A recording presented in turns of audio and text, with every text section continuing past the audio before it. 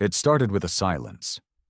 Not the kind that follows peace, but the kind that screams something is horribly wrong. Station 9. Gamma was one of humanity's oldest off-Earth colonies. Settled, thriving, proud. Nearly 3 million civilians lived there. Families, engineers, miners, even artists. The kind of people who built legacies, not weapons. Then, one morning, Earth Command lost all contact. No distress signal, no emergency pings, nothing. Colonel Trent Maddox was on orbital patrol around Titan when the blackout hit. A decorated war dog, 30 years deep into the black void of space, he'd seen pirate raids, Zikari border conflicts, and even a failed rebellion on Europa. But he'd never seen an entire colony go dark in one breath. He watched the data feed in the command chamber of the Resolute, his warship, as the transmission logs hit a dead wall. One moment, life signs, news, commerce logs. Next, digital death. "We're not talking technical failure," his XO, Bennett, muttered beside him, shaking his head. "This is extinction." By the time reconnaissance probes reached 9 Gamma, it was too late. The planet was gone. Not bombed, not invaded. Glass. The kind of smooth, blackened terrain that only one type of weapon could leave behind. Carthian planetary razors. The Carthians had always kept their distance, a xenophobic race of crystalline-skinned aliens who believed humans were impurities in the galactic order. They'd snarled in council meetings, refused treaties, but never pulled a trigger. Until now. No warnings, no ultimatums, no negotiations, just annihilation, and among the casualties, Maddox's only son, Eric, a miner, 27, soft-spoken, a good man. His body would never be found. That day, something inside Maddox died. Whatever diplomacy Earth thought it could still manage with the aliens, he no longer cared. And neither did the Terran Senate. The footage of the charred planet swept across every human screen. Children vaporized, cities erased, orbital stations shattered like glass. Billions watched. Billions felt their blood run cold. Within a week, Earth's scattered fleets began to converge.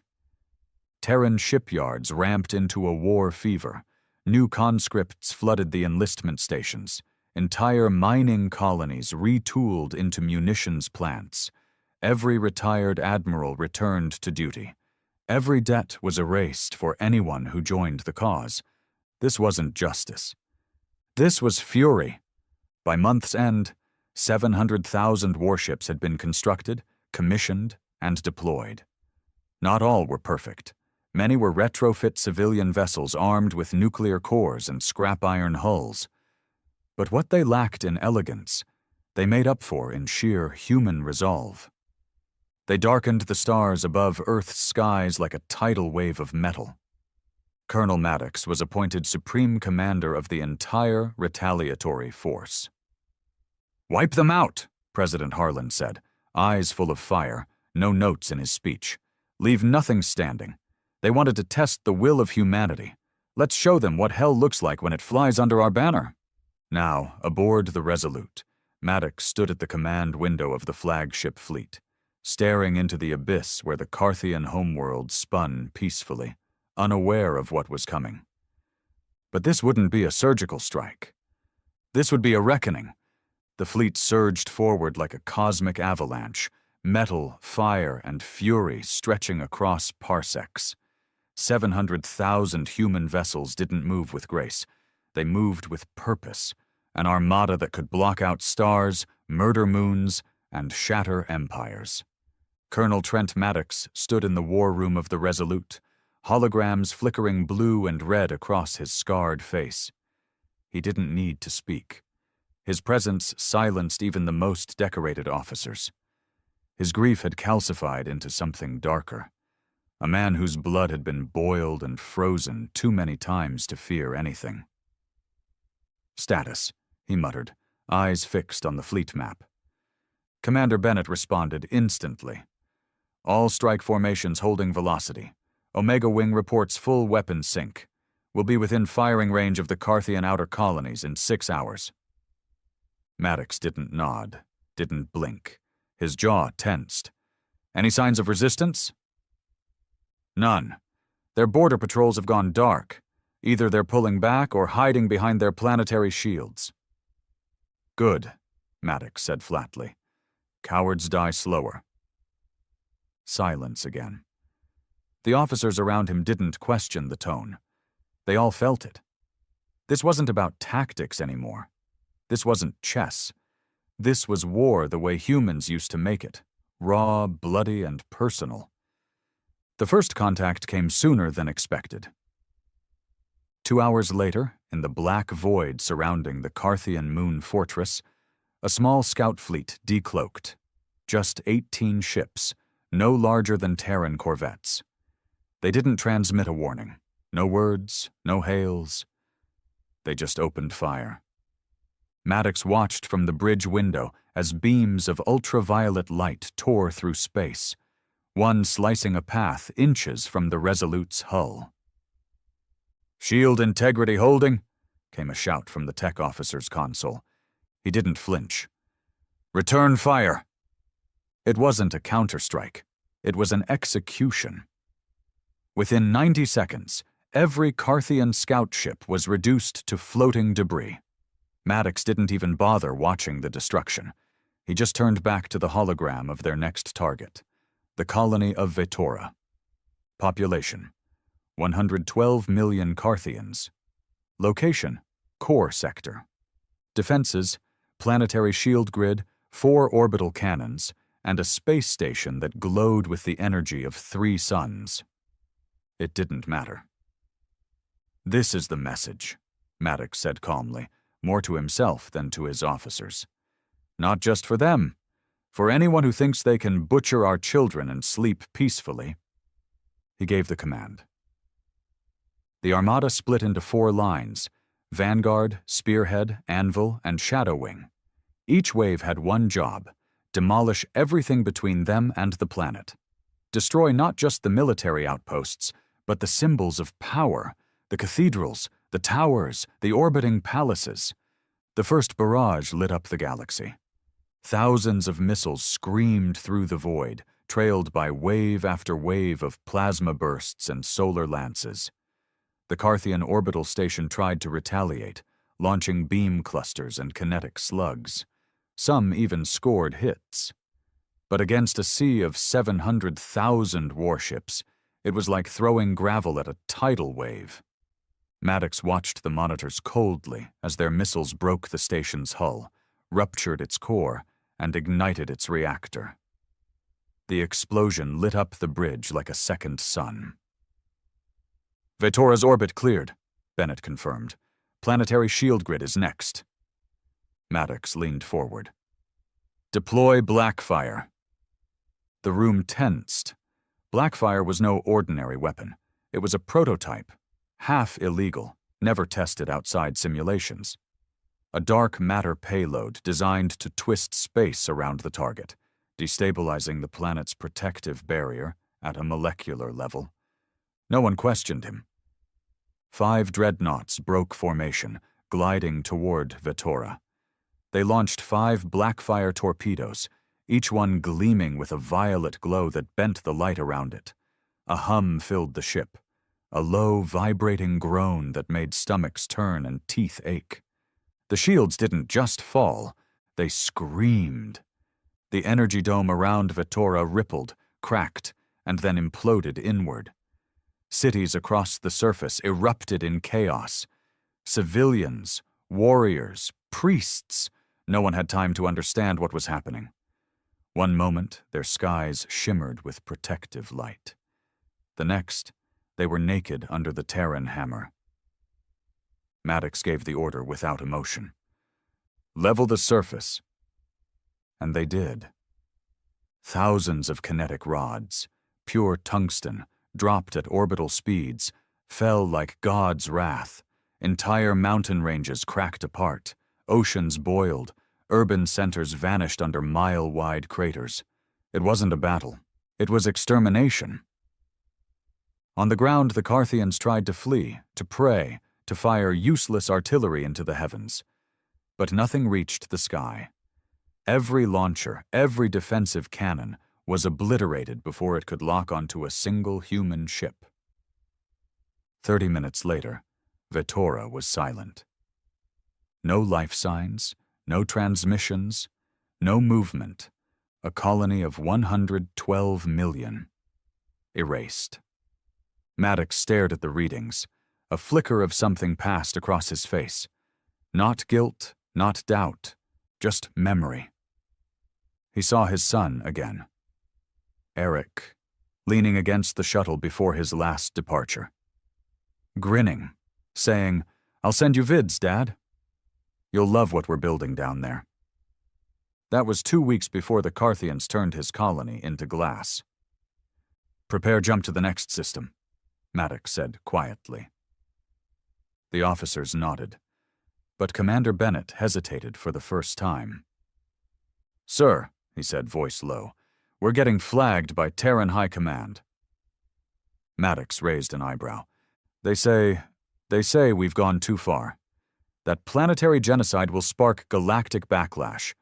That we've already made our point." Maddox walked toward him slowly. Then he said the words that would echo for generations. "They made their point with 3 million dead civilians. Ours isn't done until every Carthian world is ash." No one spoke after that. Across the fleet, the orders went out. Rearm, reboot, realign to the next target, Kalaz Prime, the Carthian homeworld's twin moon colony. Estimated population 80 million, known for its biolabs and military academies. It would be next. In his quarters, Maddox sat alone, staring at a holoframe of his son. Not smiling this time, just looking back at him with eyes that had too much promise. He didn't drink, he didn't cry. He just whispered, "I'll burn it all for you, kid." And he meant it. Back on Earth, the media split. Some called Maddox a monster, a warmonger, a butcher with too much power. Others called him humanity's shield, the iron-fisted angel of vengeance. Public polls showed 78% support for continued strikes. But the whispers of rebellion began. The Galactic Union warned of sanctions. Alien empires once neutral began mobilizing fleets. But no one moved yet. No one dared challenge humanity in the middle of its fury, because they all knew the same truth. When humans mourn, they pray. But when humans rage, they conquer. The silence after Vetora's destruction didn't last long. Across the galaxy, the message was clear. Humanity wasn't going to grieve politely. They weren't coming with peace banners and hollow condemnations. They were coming with engines screaming and barrels hot. The stars that once sparkled with diplomatic posturing were now stained with war roots. And in the heart of the inferno sat one man, Colonel Trent Maddox. The Resolute was no longer just a flagship. It was a legend whispered across star systems with dread. Carthians called it Golar Tha, the reaping machine. Human children carved its silhouette into classroom walls with pride. For both sides, it had become a symbol. But symbols weigh heavy. As the fleet prepared its jump to Kalaz Prime, Maddox convened a council. Not because he needed advice, but because protocol demanded it. His inner circle gathered in the war chamber, where strategy was usually mapped on clean digital lines. Today, the lines were red, marked with every Carthian planet within reach. Kalaz Prime has minimal orbital defenses, Bennett began, standing beside the rotating hologram of the twin moon colony. They didn't expect us to reach this far, this fast. However, it houses the Carthian Military Academy, the next generation of commanders. "Kill them young," Maddox replied, without blinking. "Save ourselves the trouble later." Some of the officers shifted, uneasy. But no one objected. It was Admiral Roth who finally spoke. A giant of a man with cybernetic implants running down the left side of his skull. "We've intercepted transmissions. Some of their young cadets are already trying to flee. Civilian transports, no weapons." Maddox looked at him flatly. "You hesitating, Roth?"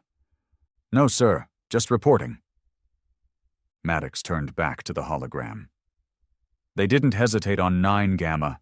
Civilians, children, artists, my son." "A beat. Every escape ship becomes a future fleet unless it's destroyed. We don't fight to prove we're better men. We fight so this galaxy never dares raise its hand against us again."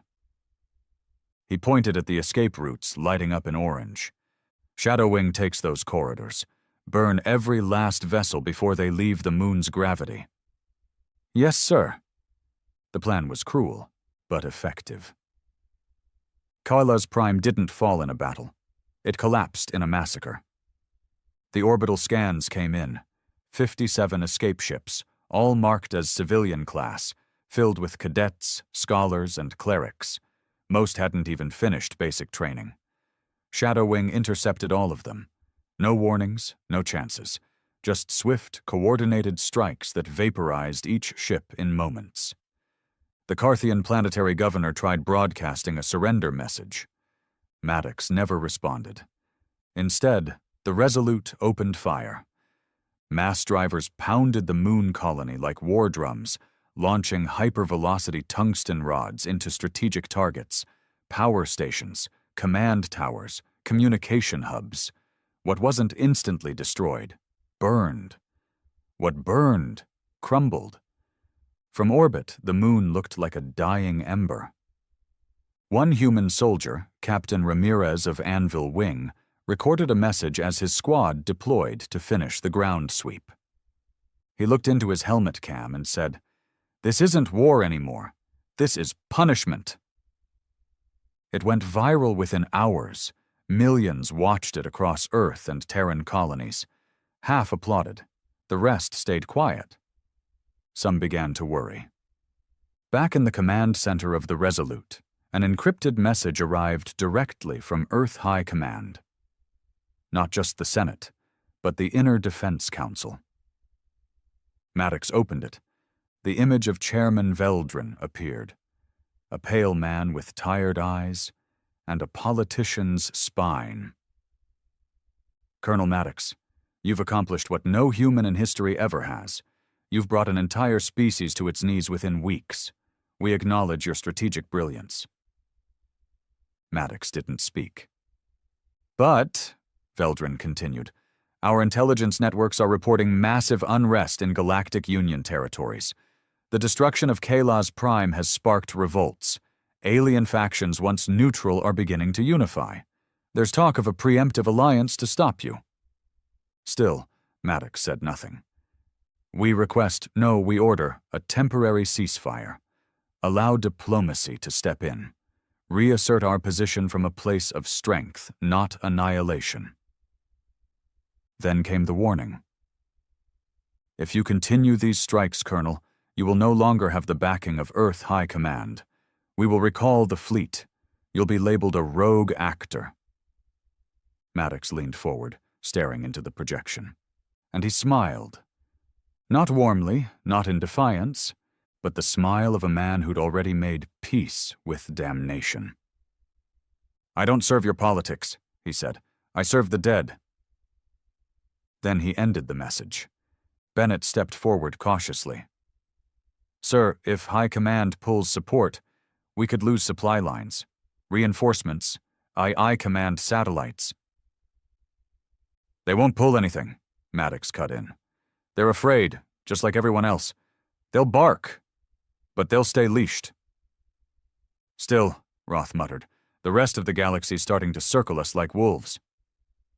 "Good," Maddox replied. "Let them come. They'll learn what the Carthians did." The next target was more ambitious. Zareth Kal, the largest Carthian religious world. Not militarized, not strategic, but symbolic. Their sacred home. Bennett hesitated for the first time. We target that. We don't just destroy armies. We destroy belief. Maddox's eyes were cold. Exactly. The fleet rerouted. 30 hours later, they reached Zarethkal. Its temples rose from the mountains like veins of light. Pilgrims knelt in great cities shaped from crystal and air. Priests walked among waterfalls, singing their ancient hymns. They looked up when the sky turned black. 700,000 warships filled their heavens, casting a shadow that stretched for miles. This time there was no resistance. The Carthians didn't raise weapons. They opened their arms, prayed, sang. Maddox gave the order. The bombardment began. Entire cities crumbled. Temples disintegrated in beams of fire.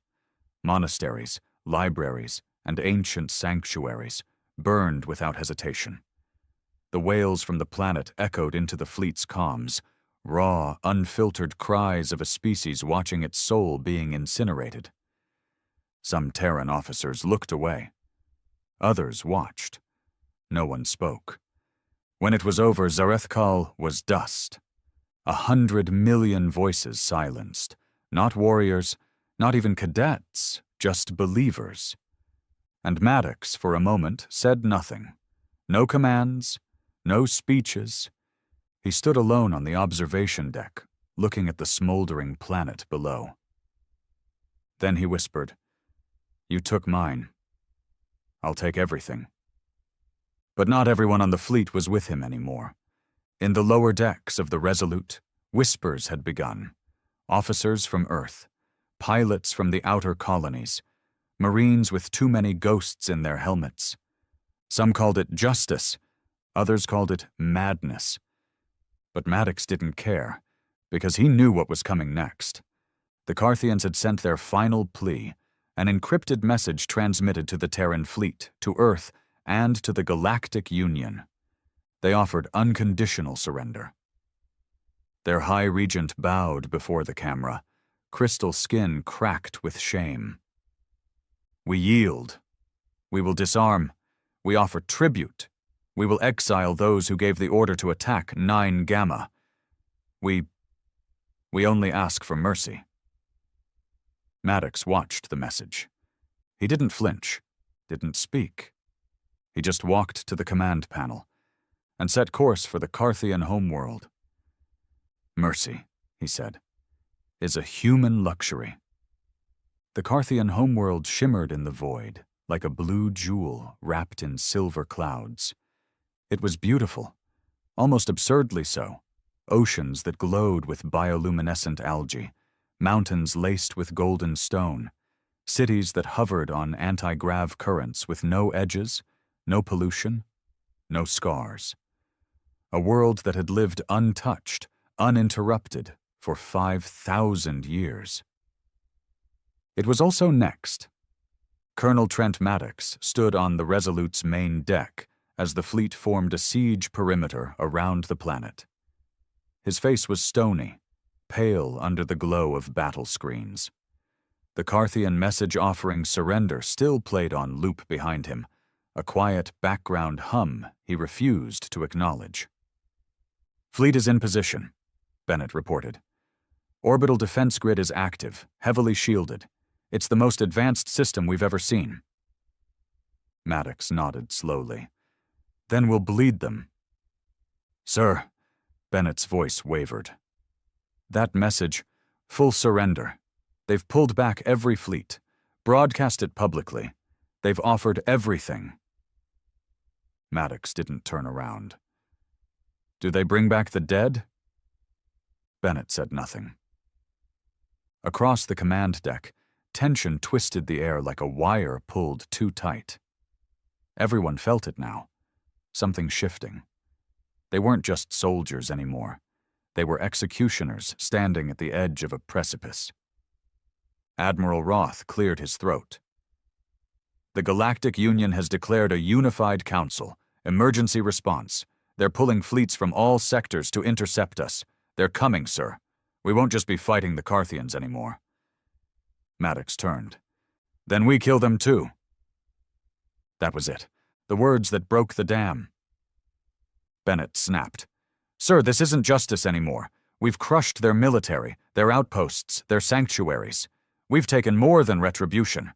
If we fire on their homeworld after a full surrender, we'll be no better than what they were. Maddox stepped forward, his voice like grinding stone. Better? He looked Bennett in the eyes. They turned 3 million people into shadows. My son, your cousins, your classmates, your neighbors.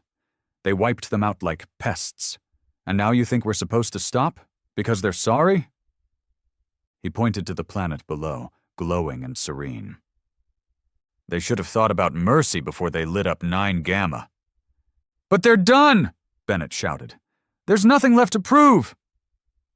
Maddox's voice dropped, deadly quiet. There's everything left to prove.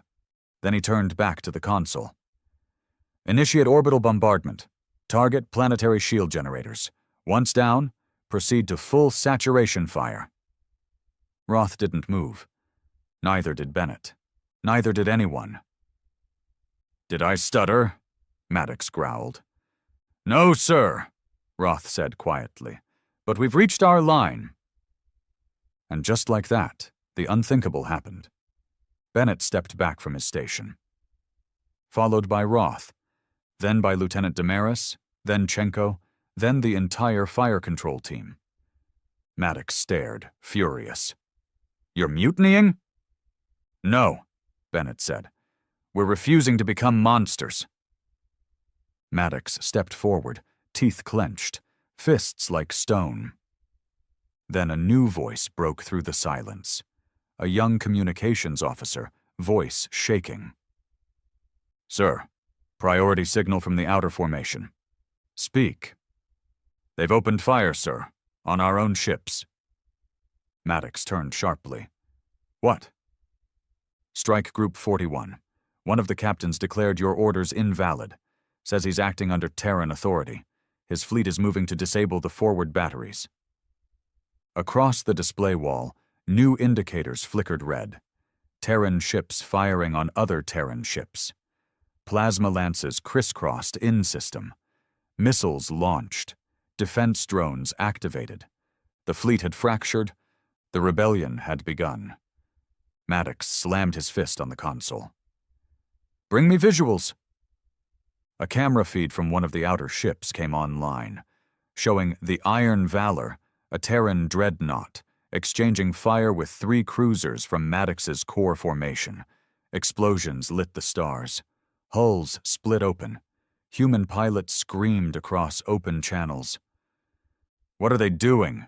Maddox muttered. They're betraying their own species. No, Roth said bitterly. They're trying to save it. In a corner of the deck, the communications officer gasped. Sir, Carthian homeworld is launching diplomatic craft, unarmed. Broadcast says they want to meet. High Regent himself on board. Maddox's eyes blazed. Shoot them down! Sir Dash Dash. I said shoot them down! No one moved. And then, the impossible happened. Security bots stepped into the bridge, not on Maddox's order, but someone else's. They raised their weapons, not toward the enemy, but toward the colonel. You have 5 seconds to stand down, said Roth quietly. Fleet Command back on Earth has authorized your removal. We intercepted the override code an hour ago. Maddox looked at him like a wounded wolf, cornered, betrayed, unrepentant. He didn't move. Then, slowly, he reached for the sidearm on his belt. The bots didn't hesitate. 2 pulses of energy. Maddox fell to the floor, his body crumpling beside the command panel.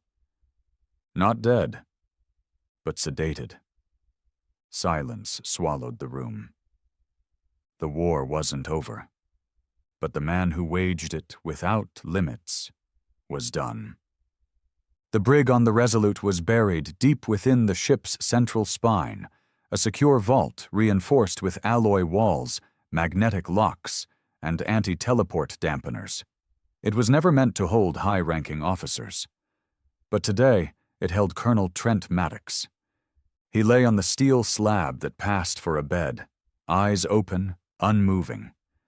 They'd sedated him hard, enough to drop a tank, but even now his brain was clawing back to the surface. He heard echoes, soft voices, metal footsteps, the hum of the ship's damaged engines. He blinked once. The war was still going. But he wasn't in charge anymore. In the command center, Admiral Roth now wore the command insignia. His shoulders seemed to carry a mountain's weight. The fleet was fractured, morale splintered, and Earth's interference had made things worse, not better. Of the original 700,000 warships, nearly 80,000 had declared loyalty to Maddox, even after the mutiny. They'd broken away, forming an independent line in deep orbit beyond the Carthian homeworld. Commanders loyal to Maddox refused to surrender him or stand down. Worse, the Carthians, watching the internal chaos unfold, had seized the moment. Though their High Regent had pleaded for peace, not all factions agreed. From the shattered remnants of Kayla's Prime and Zareth Kal, a fury had risen. Young Carthian warlords who had lost families in the Terran strikes began seizing control of their military remnants. These weren't politicians. These were zealots now, with no interest in compromise, no patience for treaties, just revenge. Roth knew what was coming. He stood before the assembled senior officers in the conference chamber. The air was thick with unspoken dread. "We stopped Maddox," he said quietly. "We did what we had to do. But now we face something worse. A war without leadership, without vision. We're scattered, and the galaxy smells our weakness." Commander Bennett nodded grimly. "The Carthians have begun regrouping. Not under their High Regent, under warlords, fanatics. They see us fighting ourselves, and they think we're ripe for annihilation." "We tried to do the right thing," Roth said. "But maybe there is no right thing left, just survival." Across the room, Lieutenant Damaris tapped into the surveillance network. "Sir, new intel from Strike Group Theta. Several of Maddox's loyalist ships have jumped out of orbit, destination unknown. But we caught fragments of encrypted chatter. They're calling themselves the Iron Remnant." Bennett looked up sharply. "They're not done." "No," Roth said. "They're just beginning." Back in the brig, Maddox sat upright. The sedation had worn off. He flexed his hands slowly, his face calm, too calm. A guard stood outside his cell, a young officer named Hale, barely 22, scared out of his mind, but armed. Maddox stared at him. "You believe in what they did?" Hale hesitated. "I follow orders, sir." "That's not what I asked." Another pause. "No, sir. I don't think you were wrong. Just brutal." Maddox stood. "You can't make war without brutality, son. You can't scare monsters with diplomacy." "I saw what you did to Zareth Kal. I buried the heart of their culture so they'd never grow back another sword." Silence again. Then Maddox took a step closer. The energy field crackled in warning. "You're scared. That's good. Fear keeps you alive. But when the Carthians come back, and they will, they won't ask if you supported mercy. They'll burn you alive for being human." Outside the brig, another voice echoed through the halls. Urgent, panicked. "Security to Deck 9. We have hostiles. Repeat, internal hostiles on board." Hale turned sharply. "What the hell?" Before he could respond, the lights went red. An explosion rocked the lower decks of the Resolute. Power flickered. Screams filled the corridors.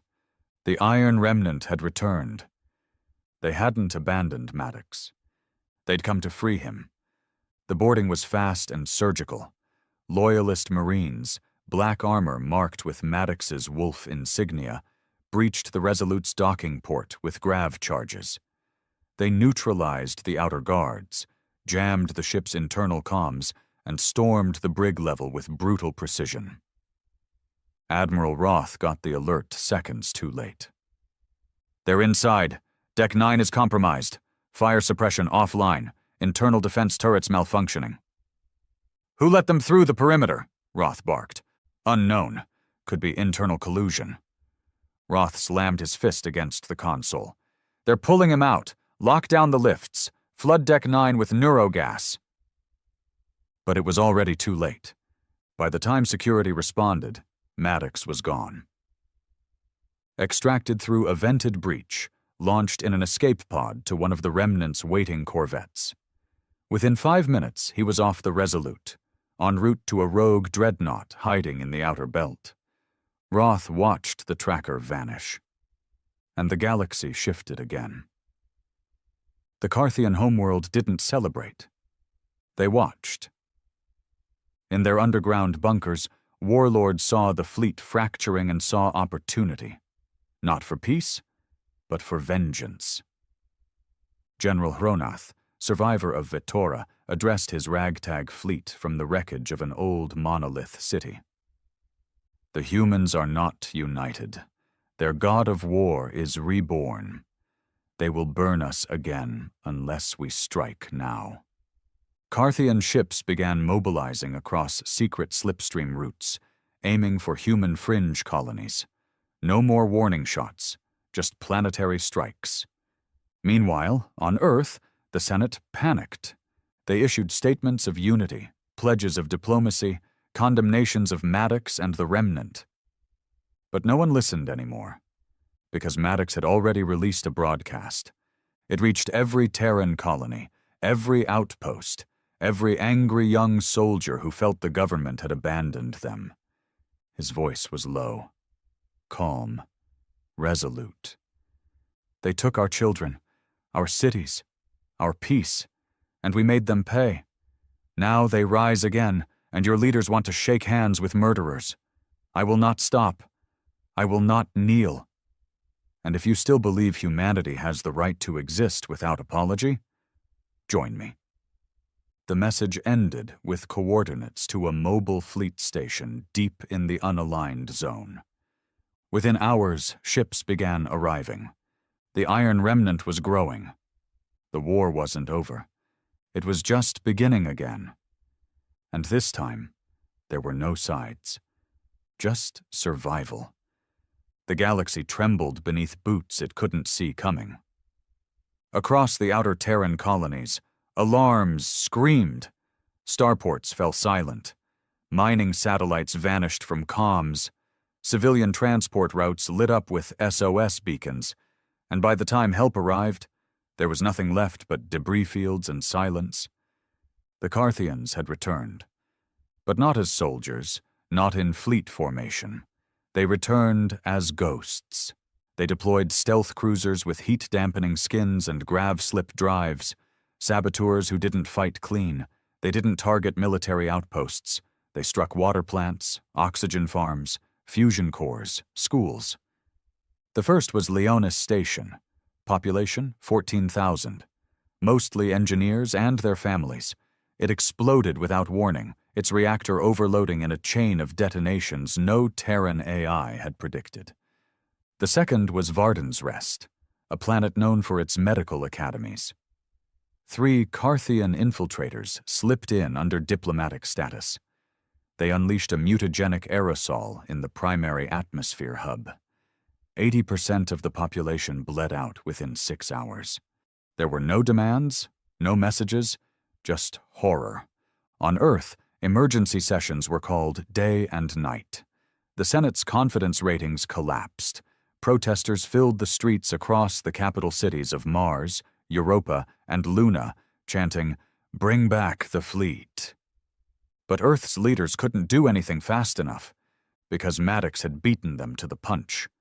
From the dark reaches of the unaligned zone, the Iron Remnant began its counter-campaign. No longer answering to Earth, no longer pretending to be part of the system. They struck back, harder than before. Under Maddox's hand, the Remnant wasn't just military, It became ideological.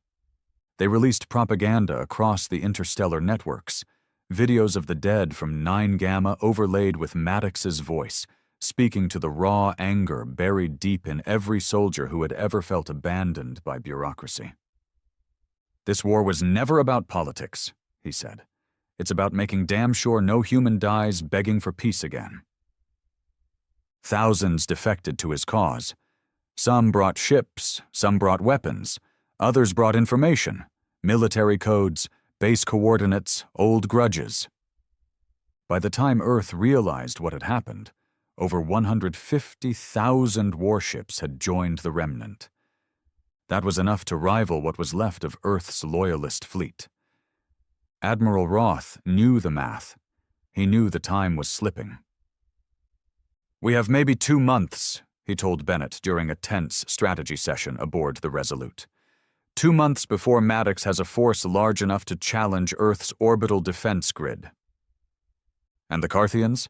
Bennett asked. "Don't care about politics. They're exploiting the chaos. They hit us, we hit back, and Maddox turns every scar into a recruitment tool." "What about Maddox's health?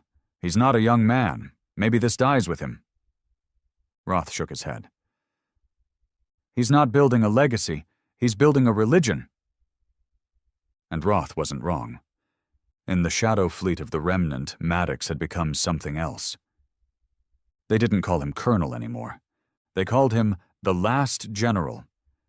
His face appeared in every remnant base, etched into banners, carved into bulkhead panels, displayed in black and white vids with captions that read, "The fire never dies."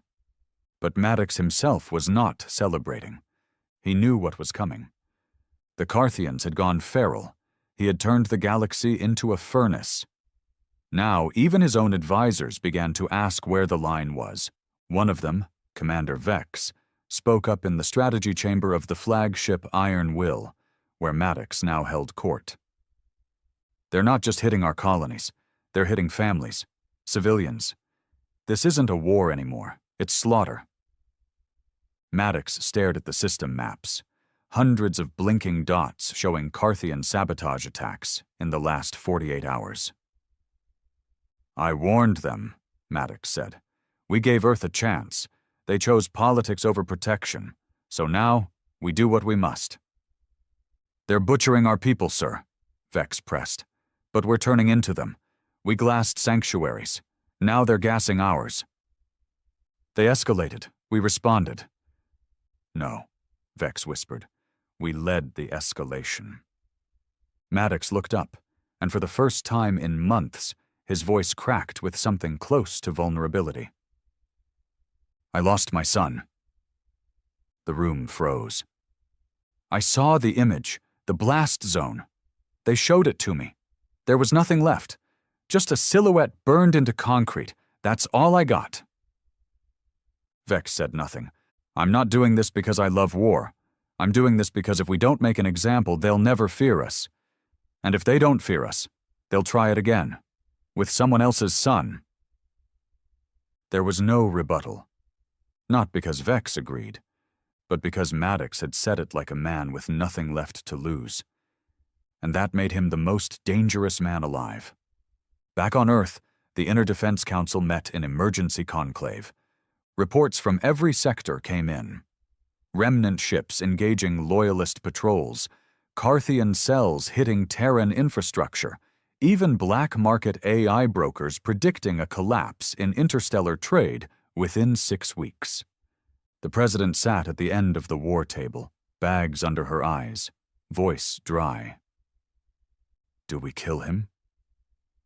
The room was silent. "You're asking if we assassinate the most popular military figure in human history?" one advisor asked. "He's not human anymore," the president said. "He's a movement. If we don't cut off the head now, we're going to be fighting this for a generation." "But how?" another whispered. "His fleet is layered in black site cloaking. He moves every 48 hours. We don't even know where his command ship is right now." The room grew darker. Then a voice from the corner spoke. A civilian advisor, one of the few intelligence consultants left from the early days of the war. I know someone who might. The council leaned in. He's not one of ours. He's not even legal in most systems.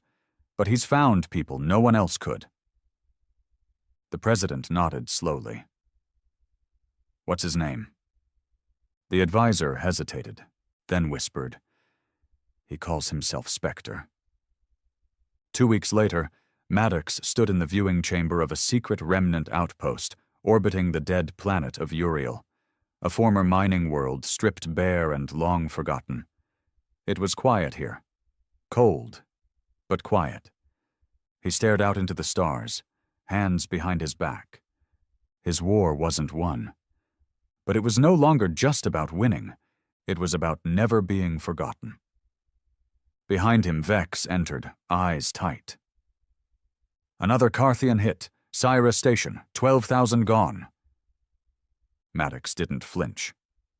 Retribution plan? In motion. Then a pause. But there's something else. We intercepted a signal, encrypted, untraceable, a message meant for you. Maddox turned. What did it say? Vex looked uncertain. It said, Even a ghost can die. Then it listed coordinates, somewhere in the Draco Shard cluster. Maddox narrowed his eyes. Looks like someone's looking for me. Could be a trap. Maddox smiled bitterly. They should hope it is. Spectre had no real name. If he had one, it had long since been scrubbed from every system across the Galactic Union. His face had been changed so many times, even his own DNA couldn't trace itself. No homeworld, no family, just credits, just contracts, just a body count so vast that it required an AI-assisted kill log to keep track. And now Earth had unleashed him. He didn't come in through fleet lines or breach the Remnant's perimeter with missiles or hacking tools. That wasn't his style. He arrived like a virus, undetected, unsensed, slipping between sensors, shadows, and protocols like they didn't exist. He entered Uriel Station disguised as a Remnant logistics officer. The ID was flawless. Even Maddox's elite guard didn't blink when Spectre passed the first checkpoint. The assassin didn't carry weapons in his hands. His body was the weapon. Nanosheath blades beneath the skin, a neurocore that mapped brain frequencies from 10 meters, eyes that could record every biometric detail and turn it into access. He moved like he belonged. Because for a few hours, he did. Inside Maddox's command chamber, the general stood alone again, not because he wanted isolation, but because the farther this war dragged on, the more even his most loyal began keeping their distance. Worship from afar was easier than facing what he'd become. He stared at the galaxy map projected before him, every sector glowing with either enemy fire or human desperation. He barely heard the door hiss open behind him. "Vex?" he asked without turning. "No, sir," came the voice, calm, smooth, absolutely unfamiliar. Maddox turned slowly. Spectre stood just inside the room, wearing a standard officer's uniform, expression unreadable. He didn't reach for anything, didn't move fast. Maddox frowned. "You're not supposed to be here." "I know." Maddox's hand drifted subtly toward the emergency alarm embedded in the desk. Spectre saw the micro-muscle movement instantly. "I wouldn't if I were you." "You here to kill me?" "Yes." Maddox's eyebrows lifted slightly. Finally. Earth's growing a spine. Spectre took one step forward. "They say you're the reason humanity's feared again. That without you the Remnant would have folded. That if I kill you now, I end the war. Do you believe that?" "No." "Then why take the job?" Spectre's voice didn't waver. "Because some ghosts don't deserve to haunt the living." Maddox chuckled. low and bitter. "You know how many assassins I've dodged in the last year?" Spectre shrugged. "They weren't me." For a long beat, the two men stared at each other, one forged in open fire, the other born from silence and shadow. Two killers, one blunt, one surgical, both convinced they were necessary. "I know how this ends," Maddox said finally. "So do I." Then they moved.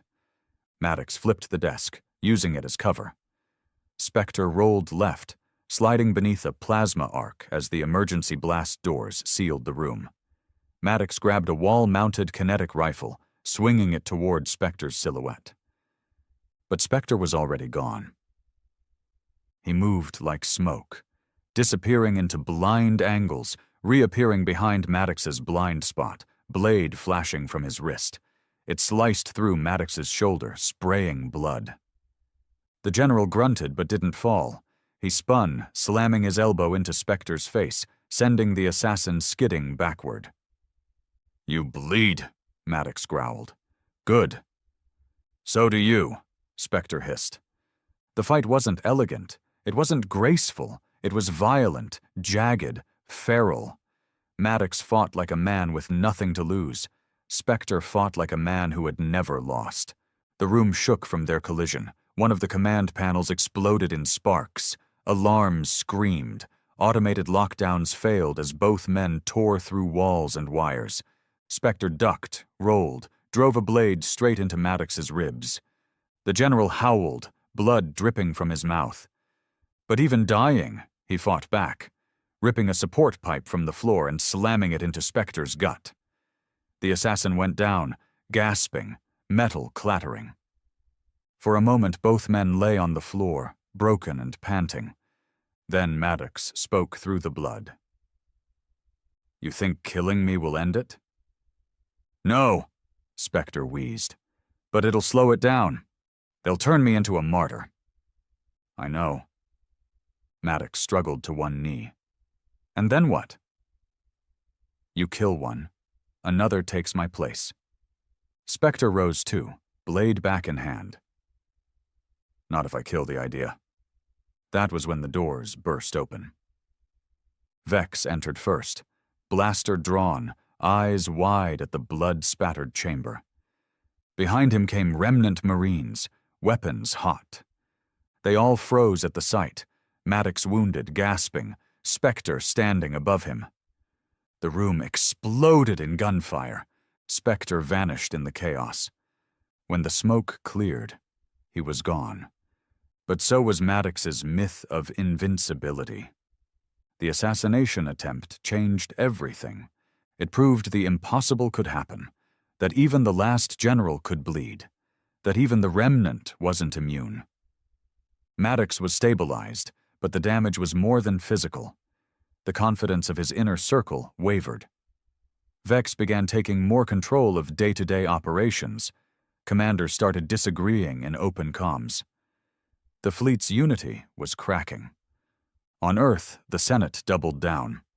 They broadcast Spectre's success across every channel, spun it as a victory. "Maddox is no longer untouchable," the president declared. "The galaxy will no longer be held hostage by a ghost." But it wasn't that simple. The Carthians took advantage of the distraction. General Hronath unleashed a wave of terror strikes across the inner rim. Earth's water-rich colony of Garrus Prime was hit by a seismic destabilizer, killing 900,000 in less than a day. The oceans boiled. The survivors choked on ash. Spectre's mission hadn't stopped the war. It had only enraged its architect. 2 weeks later, Maddox reemerged. Not at a military base, not aboard a warship, but in a broadcast, bloody, bruised, standing before a black remnant flag. "They came for me," he said, voice hoarse. "They bled me, and I'm still standing." He looked into the lens, eyes burning. "They think they can kill the idea. But the idea isn't me. The idea is you. Every colony left unguarded. Every family buried in glass. every soldier who watched his friends die while Earth signed another treaty. He lifted his fist. This isn't vengeance anymore. This is survival. The message went viral. Again. Across fringe worlds, more ships joined the remnant. Disillusioned veterans, abandoned fleets, rogue commanders. And quietly, Spectre watched from the shadows of a neutral station. He listened. He calculated. And for the first time he realized Maddox wasn't just a man. He was a fire too big to smother. He would have to be extinguished from the inside. The war had become background noise. In every corner of the galaxy, battle reports still came in. Outposts burned, fleets clashed, weapons broke planets. But no one screamed anymore. No one gasped. Horror had become routine. The name Maddox echoed like a warning in every transmission, not just as a man, but as an inevitability. His remnant forces had grown into a separate civilization. Entire sectors now obeyed him over Earth. To the desperate, he was salvation. To the broken, he was vengeance. To the rest, he was proof that humanity had no god left but war. But even Maddox knew this couldn't last. Not because he couldn't win, but because he was running out of pieces to break. On board his flagship, Iron Will, Maddox stood alone in the old briefing chamber. The maps had stopped mattering. There was nowhere else to take. Earth had fortified its inner systems like a fortress. The Carthians were retreating again, not out of fear, but fatigue. The Union had stopped intervening. It was stalemate by exhaustion. Vex entered quietly. "Sir," he said, "there's been a request." Maddox didn't look up. "Request?" "From Earth, from the Senate. Not a trick. An envoy. They want to meet." Maddox laughed quietly. Now they want to talk. "They're offering terms, not surrender, not demands, just an ending." Maddox turned then, his eyes bloodshot but focused. "They want to buy peace with words?" "They're sending Spectre." That got Maddox's full attention. "He's coming back? Alone, unarmed, with no demands?" Maddox narrowed his eyes. "He failed to kill me once. What makes them think I won't put him in a vacuum and be done with it?" Vex paused. "Because you haven't yet. Because maybe even you want this to end." Maddox said nothing. Outside the Iron Will, preparations began. A neutral moon station. Dead, cold, no weapons, no armies, a meeting place, a final card to play. Word spread across the galaxy like fire. Every network, pirate signal, military beacon picked it up. The last general meets Earth's shadow. Peace or extinction. Spectre arrived first. No escort, no mask, just his quiet, lethal presence in the sterile meeting chamber carved into the moon's crust. He stood at one end of the long table, hands behind his back, eyes scanning every corner. He didn't bring a weapon. He didn't need to. Maddox arrived 15 minutes later. Wounded, slower but still unbreakable. His coat dragged with every step, heavy with insignias and blood that never quite came out. They didn't speak for a long time. Finally, Spectre broke the silence. "You've won everything but an ending." Maddox chuckled bitterly.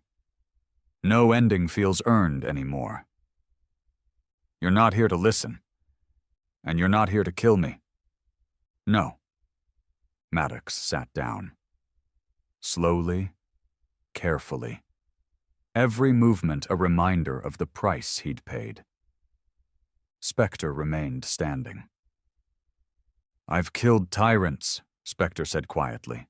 "Terrorists, criminals, even saints. But none of them carried the weight you do." "Because I carry a species." "No," Spectre replied. "Because you carry their rage." Maddox met his gaze. They started this. You know that. I do. They burned my son. I know. And they begged for mercy too late. Yes. Silence again. Then Maddox asked the question neither man wanted to voice. Do you think I went too far? Spectre didn't answer right away. Then, softly, I think you went as far as a grieving father could. Maddox looked down. I didn't want this, he said, almost to himself. I wanted justice. You got vengeance instead. Maddox smiled. And what's the difference? One leaves something behind. Spectre finally sat. This ends, he said. Today, you either pull your fleet back, or Earth finishes what you started. They don't have the strength. They do now, because everyone's afraid you won't stop. Even your own men are crumbling. You've bled the galaxy dry. There's nothing left to fear, except you. Maddox didn't deny it. He reached into his coat. Slowly, carefully. Not for a weapon. For a data chip. He slid it across the table. What is it? Spectre asked. The recall codes. Every remnant warship, every strike group, every AI fire command. My voice deactivates them. That chip makes them dormant. No more orders. No more war. Spectre didn't touch it yet. Why? Maddox's voice cracked. Because I'm tired. He looked at Spectre, eyes hollow. I built a monster, but it only exists because I was willing to become one. If I die, they'll just call me a martyr. The war will go on. But if I surrender the power myself, maybe it ends. Spectre stared and nodded. Then speak it. Maddox activated the chip, his voice grating through pain. This is General Trent Maddox. Effective immediately, cease all combat operations. All remnant fleets stand down. This war is over. The chip pulsed green. And the war stopped. Across the stars, the change was immediate. Remnant ships powered down their weapons. AI drones shut down mid-flight. Entire fleets halted movement, like a colossal beast finally tranquilized. Earth's forces stood ready, but nothing came. The silence felt like breathing for the first time. Spectre rose. You'll be tried. I know. You might be executed. Good. Spectre turned to leave. Then Maddox said one last thing. I never asked to be worshipped. No one asks, Spectre replied. They just bleed loud enough to be heard forever. Then he walked away. A month later, the tribunal began. Maddox stood trial, not just for war crimes, but for the fury of a grieving species. The hearings were broadcast to all human systems. Survivors testified, victims, veterans, even former remnant officers. Maddox didn't defend himself. He admitted everything. In the end, the vote came down. Life sentence. No execution. Too many feared what his death might inspire. So they buried him. Not in a grave, but in a prison on a cold asteroid called Vigil, deep in a black zone with no name, no cameras, no broadcasts, just silence. A ghost in exile. But in the bars carved into the asteroid wall, someone had etched words in old Terran script. He made them fear us. And across distant stars, colonies still whispered about him, not with praise. Not with hatred, but with awe. Because once a man lost everything, and instead of crying, he lit the sky on fire.